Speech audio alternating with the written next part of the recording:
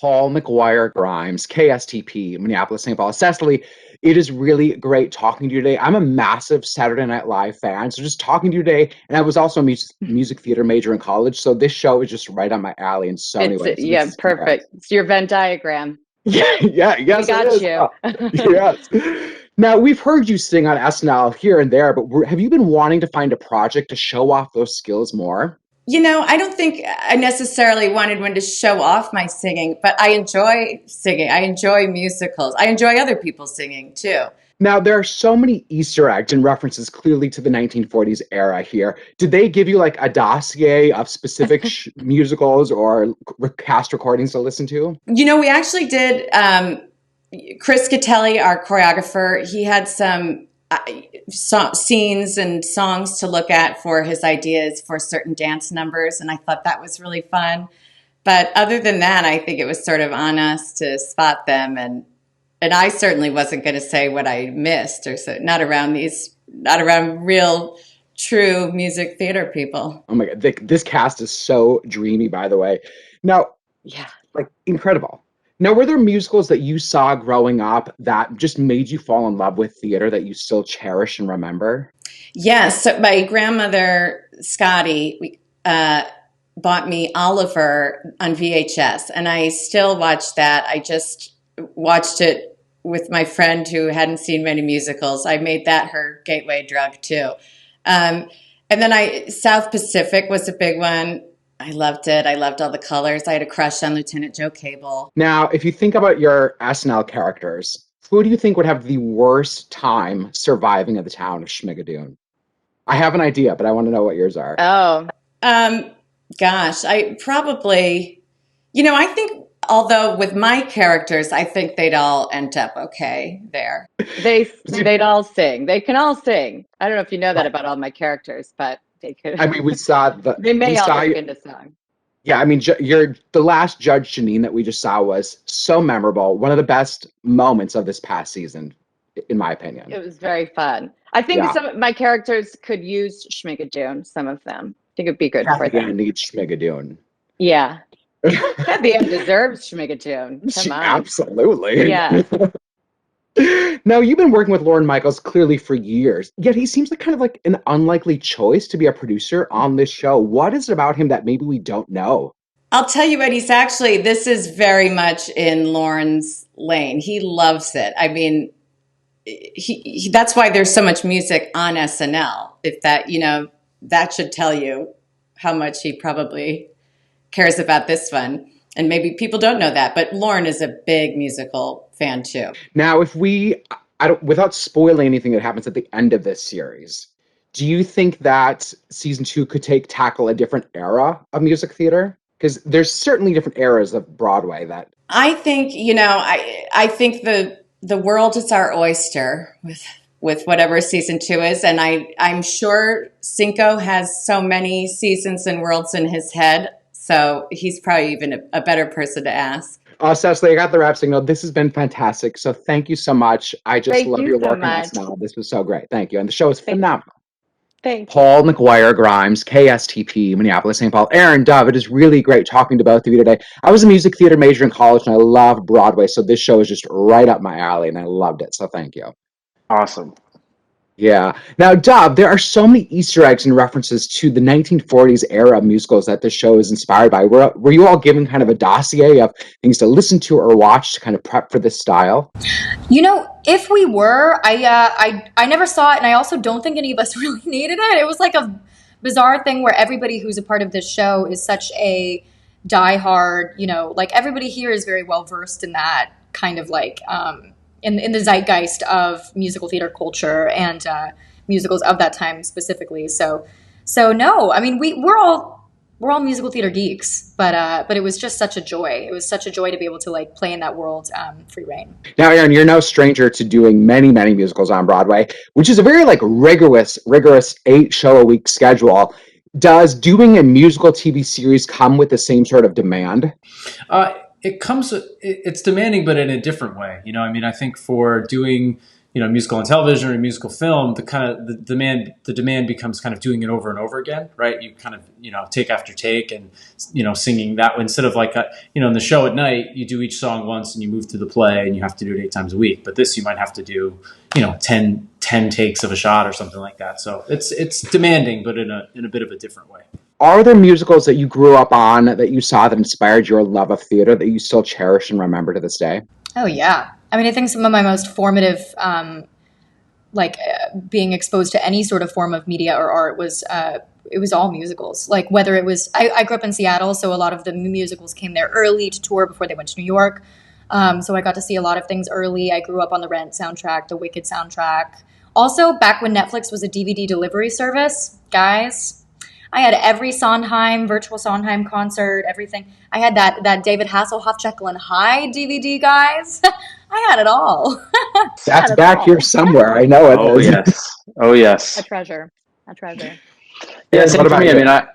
I think, my earliest memories are probably seeing Mary Poppins or, kind of I was born in the early 80s, so I was I was 10 years old with all the classic Disney musicals. So those were very big for me. And then, I grew up only about an hour outside of New York City. So once I kind of hit, teenage years, I got to go see Broadway shows with, high school chorus and things like that. So I was very lucky that I was exposed to musicals, even live musicals at a pretty young age. And I think that really kind of put me down that path. I think it's just so important for kids to be exposed to the arts.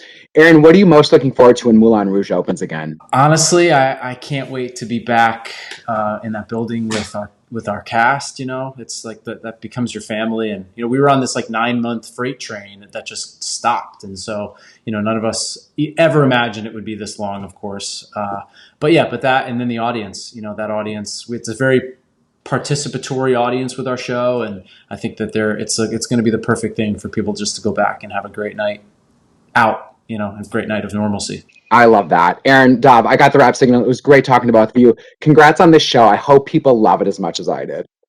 Thank you. Us too. So much. Thank you. Paul McGuire Grimes, KSTP, Minneapolis, St. Paul. And it is really great talking to you today. I was a music theater major in college, and I love Broadway. So this show is just right up my alley and loved every minute of it. So thank you. I'm so glad. Yeah. I guess they made it for you. Specifically for me, yes. I was just telling my husband that you're my last interview, and we were just talking about Avenue Q and your The More I Love Someone, and he was just reveling in your voice. So again, wanted to mention that too. Now, starring in a Broadway musical is really hard work, 8 shows a week. Does starring in a musical TV series have that same sort of rigorous demand? Well, not on each individual person so much because they kind of spread it out. And you only have to do it right once. Theoretically. I mean, unless it's a big number and there's multiple takes. But in terms of like, if you sing the song clean and they like that one, then you're done. That's it. You don't have to do it 7 more times that week. So that's an advantage. But I definitely feel like Schmigadoon kind of like felt like a Broadway show in terms of kind of like the amount of people. I mean, like the dancing was so intense and they had to work so hard, of course, and do everything perfectly because if you mess up, you can't use the take. And it's just so much harder to do like a big number over and over and over on film. Right. I love your character, and who's kind of in denial about her husband. I will say that. Now, I choose not to think of it as denial. I mean, you can't. As your character, you can't. Now, are there musicals that you saw growing up that made you fall in love with theater that you still cherish and remember? Of course. I loved Oklahoma. I loved South Pacific. Basically, the entire Rodgers and Hammerstein canon is very, very dear to my heart. And I, of course, was lucky enough to be in Cinderella on Broadway. So that was a huge deal for me. I love like the movie musicals of the 40s and 50s and American in Paris, like all of those kinds of great MGM musicals. And as a theater nerd, that was all in my brain. Like that was just all in my soul. So Schmigadoon is like, you're mainlining musicals into us. Yeah. I just think that this year is such a year for musicals, not only with Broadway coming back, but you have this show and you have like massive movie musicals coming to the big screen again. Have you heard any like surprising feedback or reviews that make you feel hopeful that this is reaching a different and new audience for the genre? Gosh, I hope so. I think that's the point. I hope it's the point. Um, I think Broadway needs to build a bigger audience, expand who's coming. Obviously, there's always going to be people who aren't going to be able to see a show on Broadway because of either just they live too far away or it's too expensive or whatever it is. It's like, Broadway is a very limited audience. But if we can sort of spread the word through television, and get people interested in it and get people excited by it, I think that is all to the good. So I'm hopeful that like these big movie musicals will inspire more young people, because when you were okay, so when you were a young person, and I was a young person, um, when I watched Oklahoma on TV or whatever it was, I just felt so enthralled by the characters and the story and the way songs moved the plot along. I just responded to it so strongly. And I'm really hopeful that that will happen with another generation. It has to. It has to. And I just think the power of theater and art in general is just so important. I got the rap signal, and this is lovely. So thank you so much for the time today, and thank you for Schmigadoon. It was fabulous. Thank you so much. And Thank you. Paul McGuire Grimes, KSTP, Minneapolis, St. Paul. Barry, it was really great talking to you today. I was a music theater major in college, so this show is just right up my alley. Loved every minute of it. So thank you. Well, you're welcome. Someone has to like it. I'm kidding. Now, I read that you weren't as familiar with musical comedies coming into this. Would you say that your appreciation for the genre has changed? It's changed greatly because really, it wasn't that I didn't know that much about it, is that I knew enough about it that I wasn't that interested. But I did find Cinco Paul's scripts incredibly funny, and his songs and lyrics are great. And so I thought what it did offer me was a chance to do world building, like Addams Family and Men in Black and Pushing Daisy. And a series of unfortunate events. So this was similar in that it was a unique world. Cecily Strong and Keegan-Michael Key arrive in a world where they cannot escape until they find true love. But in the meantime, everyone sings and dances. So they are stuck in a musical. And of course, Keegan hates musicals. Cecily loves musicals, hence the comedy tension. Yeah. Now, I would assume that you, as the director, would have to go back and kind of rewatch things, re-listen to the movie musicals of that era. What surprised you most about that era of music theater? How most of it wasn't that good. So,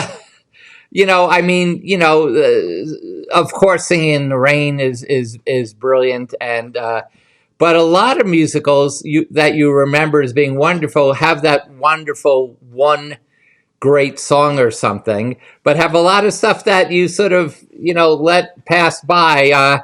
So I saw a lot of bad musicals while getting ready for this one, and I'm proud that what Cinco did and what we actually got on screen, I think, is better than most, to tell you the truth. It's hysterical. Like, he wrote phenomenal music. You have fantastic performances. I mean, talk about this like dreamy cast of like who's who of Broadway, as well as Cecily and Keegan. Is the set just an easier environment with everyone just in their element, making a series that's just so full of kind of joy and optimism?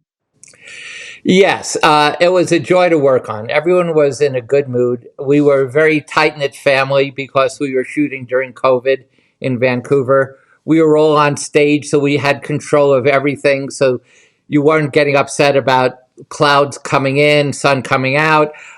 Everyone can sing and dance. And also so many of these people were trained on Broadway, that they have a very specific work ethic. Everyone came in knowing all their lines. There was no like, can I see the sides? What scene are we doing today? Everyone came in knowing, Chenoweth has that 4-minute song with not a single cut in it for 4 minutes. And at the table read 2 months earlier, she had already memorized it and brought down the house. It's an amazing song, actually. I mean, she's a goddess. Like, I will watch her. I've seen her live in concert before, and it's just, I worship. She's so good. I Yeah. got the rap signal. It's great talking to you. I grew up on the Addams Family movies. Those are iconic to my childhood. I mean, Angelica and Raul and, Christina and Christopher. Oh my God. I could do a whole interview with you on just those two movies alone. Joan Cusack, iconic. So thank you. This has been Right. great. So thank you. A pleasure. Thank you. Thank you. Minneapolis, St. Paul. Cinco, it is really great talking to you today. I was a music theater major in college, so this show is just right up my alley and really loved it. So thank you. Oh, that's so great to hear, Paul. Thank Yeah. you. Now, as you were looking into it, researching, kind of rewatching these old 1940s era musicals, what surprised you most about that era as you were kind of re-listening to it all? Boy, I mean, I have to confess, I was very familiar with these musicals. So there wasn't a lot of rewatching, but it was really studying, the long takes that they would just let a scene play out. That was really surprising to me how carefully they choreographed even just the scene, the dialogue scenes, and that not a lot of cuts, that they would allow, we'd see the dancers from head to toe. And I really felt that was important to honor in the show as well. I mean, editing these days of musicals or just movies is just so different than it was back in the day. Now, talk about this dreamy cast of yours, a who's who of Broadway actors. Did you do any kind of rewriting to match their personalities or tone to their voice? Well, I have to confess that we wrote the show for a lot of these people. We had them in mind. Their pictures were up in the writer's room. Kristen's picture was literally up in the writer's room. Jaime's was up. Jane's was up. I will say that once we knew that Jane Krakowski was going to do the show, there was no song for her. And I realized I have to give Jane Krakowski a song. Yeah, Tony Winter, Jane Krakowski, yes. Yeah, and so that was the biggest change, that once we knew Jane was on board, I realized I have to write her a song. And it was great because we didn't have a Cole Porter-esque song. It was more of these small town musical songs. So it gave me a chance to write a Cole Porter tune for Jane, which, as you saw, she knocked out of the park. Oh, always. I mean, she can do no wrong in my book. Now, are there musicals that you saw as a kid that made you fall in love with theater that you still remember and cherish that experience? Yeah, very early on, I was really young when I saw Singing in the Rain. And I remember seeing Donald O'Connor do Make Him Laugh. And I thought it was the greatest thing I'd ever seen. It blew my little 6 or 7-year-old mind. It was just so funny. The scene with the mannequin, right? And I just thought it was the greatest thing I'd ever seen. And then my parents took me to see Oliver in a movie theater when I was really young. And I fell in love with that. And I wanted to be the Artful Dodger. And I was just singing Consider Yourself, in my horrible British accent throughout the house. And so funny, Keegan had the exact same experience. He saw Oliver as well and wanted to be the Artful Dodger. So it was a pivotal moment for both of us. Now, I noticed there are a lot of Easter eggs throughout the show for like Broadway fans, like just pick up on. Was that integral in the design elements of the show? Yeah, we wanted to do as much as we could to add Easter eggs for fans and little nods, especially to all the composers. So in various scenes, there's signage, they're on chalkboards, there are names of these amazing composers that I was trying to pay tribute to in the songs. And that's all over the place. And anyone who's familiar with these Golden Age musicals is going to have a lot of fun finding all the numbers. Oh, completely. I had a blast looking for them. Once I spotted a few, I was like, I'm going to keep looking for these. Cinco, it's a great talking to you. I got the rap signal. Just congratulations. Such a fun, invigorating show. It was fantastic to watch. Oh, thanks so much, Paul. I really appreciate it. Yeah, you're welcome. Take care. Oh, yeah, you too.